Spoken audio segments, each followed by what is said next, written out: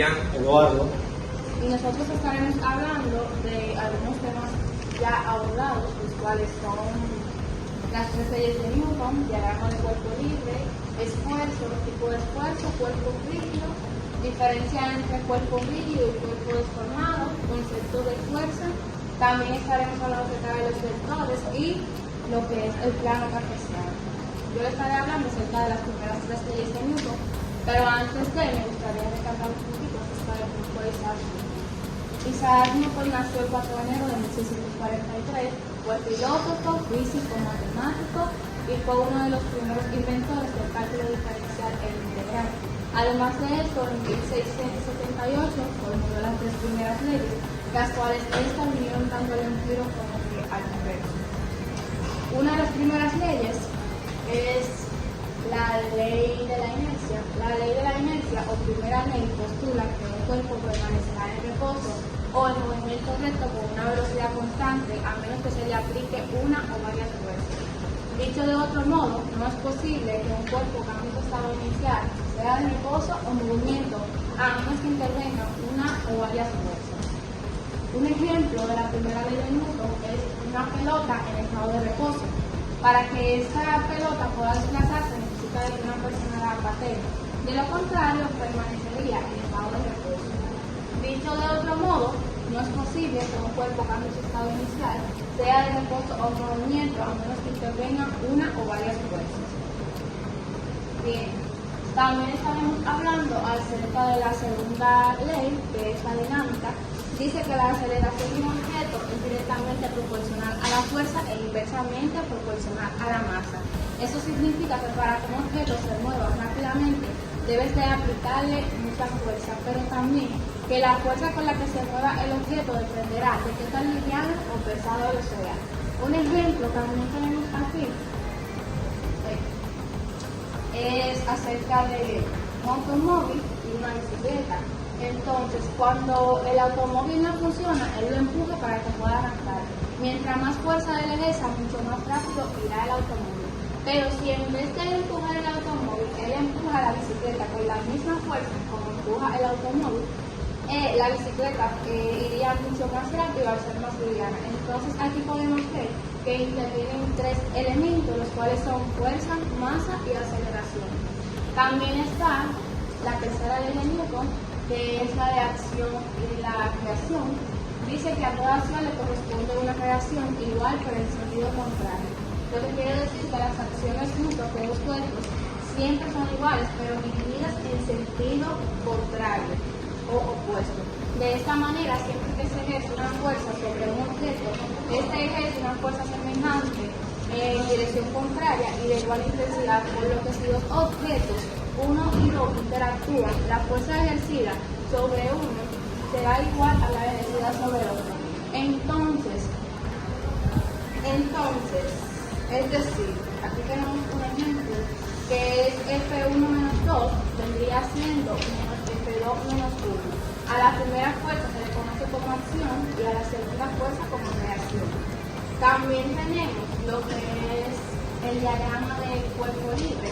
Dice que un diagrama de cuerpo libre es una representación gráfica utilizada por los físicos e ingenieros y demás para analizar las fuerzas que intervienen en un cuerpo rígido. El diagrama de cuerpo rígido es un caso particular del diagrama de fuerzas. Estos diagramas son una herramienta para analizar las fuerzas que actúan sobre los elementos del cuerpo, también para descubrir las fuerzas desconocidas que aparecen en las ecuaciones del movimiento. Además de esto, el diagrama facilita la identificación de las fuerzas y momentos que debe tenerse en cuenta para la resolución del problema. Un ejemplo que vemos aquí es el de un contenedor. Es muy común que las personas tengan que utilizar objetos pesados como el contenedor. Para ello deben de ejercer una fuerza sobre el contenedor que en el ejemplo es esta dirección de movimiento.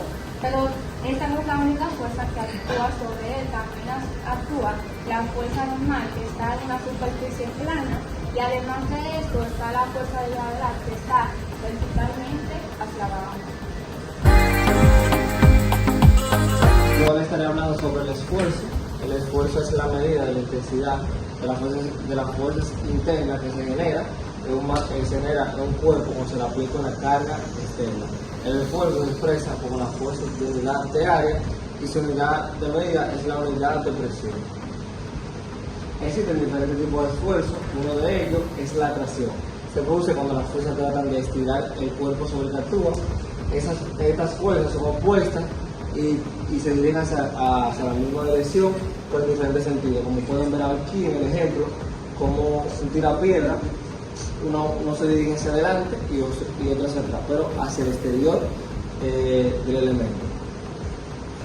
Otra es la compresión. Esto aparece cuando las fuerzas tratan de comprimir o aplastar el cuerpo sobre el que actúa, como se puede ver aquí en la imagen, y como usted puede ver aquí, por ejemplo, como yo comprimí esta toalla. Estas fuerzas son opuestas en diferentes direcciones y se enfrentan y se dirigen hacia el interior del objeto, como se puede ver aquí en las dos manos. Otra también es la presión. Esto aparece cuando las fuerzas tratan de doblar un elemento sobre el que actúa. Son fuerzas que no están enfrentadas, pero que actúan en diferentes sentidos. Como se puede ver aquí, le aplica una fuerza, pero hacia abajo.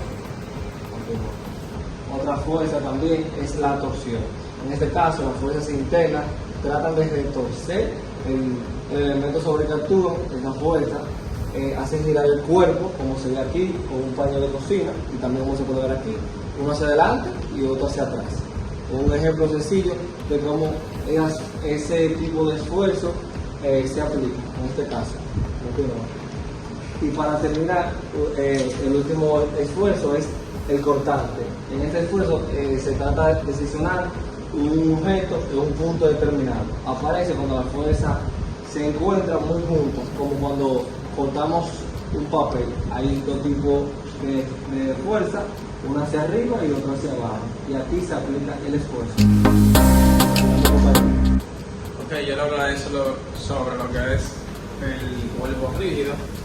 El cuerpo rígido es un objeto sólido, es un modelo idealizado, un objeto sólido, el cual está compuesto por varias partículas, la cual mantienen su distancia de manera constante, sin importar la fuerza a la que ésta se le aplique. Cuenta con lo que es dos tipos de fuerza, la fuerza externa y la fuerza interna. La fuerza externa es aquella que se aplica de un cuerpo hacia otro, y la fuerza interna es aquella que mantiene lo que es sus partículas en la misma distancia. Aquí tenemos varios ejemplos de lo que es un cuerpo rígido. El ejemplo número uno que ya fue explicado y puesto aquí en clase anteriormente, que es el de la barra, que se le aplica una fuerza, esto tiene una reacción, pero la barra se mantiene con su forma normal, sin perder ningún tipo de tamaño, peso o medida. Este es un ejemplo que yo quise aplicar sobre lo que aplicamos en la vida cotidiana, uno que otros, que es en el gimnasio, la máquina de compresión, la cual se le aplica una masa de peso, la cual por su inclinación crea una gravedad, creando una fuerza que cuando se le aplica, hay una persona que reacciona hacia ella con otro tipo de fuerza y no pierde su forma en su cuerpo rígido en esta parte de acá. La diferencia entre un cuerpo rígido y un cuerpo deformable es que un cuerpo rígido, como ya antes mencionaba, no pierde la distancia en sus partículas cuando se le aplica fuerza, a diferencia de un cuerpo deformable que pierde la distancia de sus partículas y tiende a deformar cierto tipo de deformaciones. Aquí podemos ver varios ejemplos de lo que es un cuerpo rígido, un ejemplo simple, pero que deja saber claro lo que es. Por ejemplo, una caja que le están aplicando una fuerza externa, el cual está haciendo que cambie de dirección, más bien no está practicando ningún tipo de deformación en su forma. Y la diferencia de este ejemplo, que es un cojín, el cual se le aplicó una fuerza y sus partículas perdieron su distancia y tomó lo que es una deformación.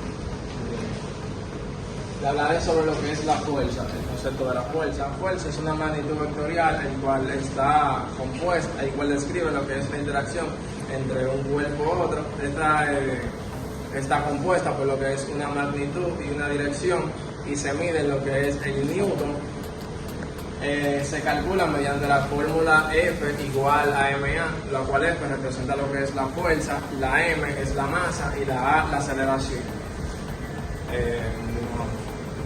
Existen varios tipos de fuerza, el cual lo dividimos en dos etapas, la cual tienen subdivisiones, que es la fuerza de contacto y la fuerza sin contacto. La fuerza de contacto es aquella que se produce cuando esto entra en contacto directo, la cual esta subdividimos en una fuerza aplicada y una fuerza de fricción. Una fuerza de fricción es la fuerza que ya anteriormente explicamos, una fuerza de fricción es aquella que cuando tú la ejerces se contradice, por así decirlo. Una fuerza sin contacto la dividimos en una fuerza que, como ya se menciona, no tiene contacto, es un objeto sólido, o dos cuerpos, y se divide en tres fuerzas, que son la fuerza de gravedad, la fuerza magnética y la fuerza eléctrica. La fuerza de gravedad, que es una fuerza de contacto, que es una fuerza que no tiene contacto y que atrae el objeto hacia el centro de la masa, y la fuerza de magnética, que es la fuerza sin contacto, que es lo que es entre dos objetos que son magnetizados y tienen una carga de una fuerza eléctrica, que es una fuerza sin contacto, que se presenta en partículas cargadas como el ejemplo que ya tenemos. Yo voy a hablar acerca de los vectores. ¿Qué son los vectores? Los vectores son magnitudes especiales. Básicamente podemos decir que un vector es un segmento de línea recta que en uno de sus extremos tiene una punta de flecha. La longitud del segmento de línea de recta, llamada módulo, es equivalente de manera proporcional al valor numérico de la magnitud que lo representa. La posición del vector, para que sea horizontal, vertical o inclinado, es lo que se llama dirección, mientras que la punta de la flecha es lo que indica el sentido. Como podemos observar, tenemos varios vectores con la misma magnitud, es decir, con el mismo sentido, pero con ubicaciones diferentes. Eso significa que su dirección no es la misma y que no representan lo mismo. Las partes de un vector. En las partes de un vector podemos encontrar el punto de aplicación, que es donde inicia, módulo o longitud, la dirección, que es la recta que lo contiene, y el sentido, que es la punta de la flecha. Dado que los vectores están formados por un segmento de líneas rectas, y las líneas rectas pueden ubicarse perfectamente en un plano cartesiano, o en una coordenada en X, o en dos, tanto como en X como en Y. Yo le voy a hablar ahora parte del plano cartesiano. ¿Qué es un plano cartesiano? Un plano cartesiano está formado por dos rectas que se intersectan entre sí, donde esta intersección se llama origen. El plano cartesiano consta de dos rectas, que la recta horizontal es llamada eje de las abscisas, mientras que la recta vertical es llamada eje de la ordenada. El plano cartesiano consta de 4 cuadrantes, los cuales están numerados en siglas, están ubicados contrario a las manecillas del reloj. La importancia del plano cartesiano es muy importante porque gracias a él podemos ubicar puntos o figuras geométricas en una coordenada. En física es muy importante porque gracias a él podemos conocer lo que la fuerza puede llegar a afectar un punto. Su característica, como ya dijimos anteriormente, el plano cartesiano consta de dos ejes que se intersectan entre sí, donde esta intersección se llama origen, consta de 4 cuadrantes, y su finalidad es la de poder describir posiciones que tienen los puntos representados por medio de las coordenadas o los pares ordenados. Este es un ejemplo del plano cartesiano donde podemos ver magnitud y dirección. Como podemos observar, tenemos dos puntos, pero ubicamos perfectamente donde vamos a ver que tiene magnitud y dirección, pero para que eso tenga magnitud y dirección tenemos que restar el punto B al punto A, donde nos da 3,2. Luego hacemos la fórmula, que B es la magnitud, y la resolvemos, ¿no? Donde B es la magnitud, que es igual a la raíz cuadrada de X a la 2 más Y elevado a 2, que es igual 3 elevado a 2 igual a 9, más 2 elevado a 2, que es igual a 4, lo sumamos, queda 13, buscamos la raíz cuadrada de 13, que es igual a 3.6, eso significa que esta magnitud de aquí a aquí tiene 3.6. Con la otra fórmula, la tangente es igual a alfa es igual a tangente menos 1 de y entre x, y eso es lo que nos indica el ángulo de esta magnitud.